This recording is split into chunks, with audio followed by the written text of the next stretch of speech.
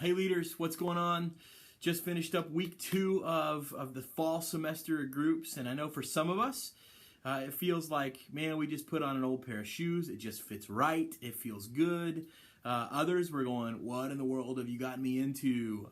And I know that feeling, and I want to encourage you in a couple of things. One, it's a marathon. It's not a sprint. You don't have to feel like you got to get going as fast as possible, as quickly as possible, right out of the gate. This is something that honestly, whether you're leading freshmen or you're leading seniors, it doesn't matter what end of the spectrum you find yourself on. This is a slow run, and this year, the slower you go, and the more that you really intentionally dive into the life of students, the better it'll be, the sweeter it'll be. For some of you, again, I know that the running metaphor or that image just doesn't set well, so think crock pot, not microwave. You know, the food you get out of a crock pot always tastes better than the food you pull out of a microwave. So it's one of those things. It's a slow burn. It's a slow process, and that's a good thing. That's an okay thing.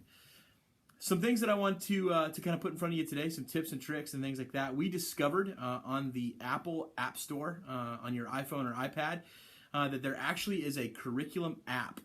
If you search for Live Curriculum, you'll see it'll come up. It's a purple app. It says Live Children's, and we know we're not doing children's ministry and all that kind of stuff, but you can still enter in the login, the SECC, your email, and your password. And even though it says Live Children's, it will pull up the high school curriculum on your iPad or on your iPhone. For some of us, that's an easier way to use the curriculum because we don't have to log in through the web and all that kind of stuff. So just want to encourage you, if you want to find an easier way to get that's a free app, and right now I believe it's only available for Apple devices. It might be for Android. You can check. But that is available, that's out there, and that's an easy thing to use. Next little tip, trick, and stuff like that is, I know one of the things we talked about in our training was we talked about the 4 chairs and really being able to leverage those and starting to ask our students some pretty bold questions and not settling for lame answers. One of the things that I want to encourage you in is to give your students an opportunity to make a decision, to make a choice when it comes to their faith, when it comes to their walk with Jesus. It's something that I honestly have been super convicted in lately, is that we put lots of good information in the hands of students. We put lots of really excellent things in front of them in terms of our environments and the teaching and worship and groups and things like that. But if we don't give them an opportunity, like tonight, we're asking you to make a choice, to make a decision, to move in your faith, then all we're doing is really just filling their heads with knowledge. And so a couple of things that we talked about was we asked that we want to ask them that question. Where are you? Where are you in your faith? And if you need to put the 4 chairs in front of them and have them point to one, then go for it. Where are you in your faith with Jesus? What's holding you back? That's a great question to ask too. If you know you want to move to whatever the next phase or next chapter or next level is for you, what are the things that are holding you back? Maybe it's a sin issue in your life. Maybe it's just questions you have or doubt or just some things you need explained. What are the things that are holding you back? It's easy for us to ask those questions. Where are you? What's holding you back? But if we don't, then give them an opportunity to make a decision. Hey, are you ready to move? Do you want to move beyond these things? Do you want to remove that sin from your life? Do you want to?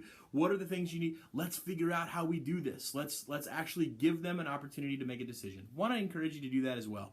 As you're having some of those discipling conversations, as you're having some conversation, even if it's within a group context, they're going, hey, tonight, if you need to make a decision, if you need to move to a next step in something, let's give you an opportunity to make a choice, right? So that's the second thing I want to talk about. Last thing I want to talk about is fall retreat. Fall retreat is going to be awesome this year. We're going to be spending a couple of days, about 36 hours, really talking about the kingdom, where we fit in the kingdom, what is the kingdom, what does it mean to be a citizen of the kingdom, and things like that. Jason Epperson is coming in from Nebraska to speak, so he'll be spending a couple of days with us. Really, really want you to encourage your students to go. It's easy for us to put YouTube videos up and Instagram and graphics and all this kind of stuff, but if it doesn't come from like a shoulder tap or even kind of a relational invitation to come to something like this, it's just noise. So I want to ask you to ask your students to come on fall retreat this year, because again, it's going to be a pretty cool experience as we talk about the kingdom and as we talk about actually giving them opportunities to make decisions, to be kingdom workers, to follow the king, to get rid of the old kingdoms that they worship and things like that. Really want you to encourage your students to come. Also, I understand because it's a Sunday, Monday, Tuesday that for some of us who are working or going to school, it's hard for us to get off. you are welcome to come, and I want to invite you to come to whatever part of it you can.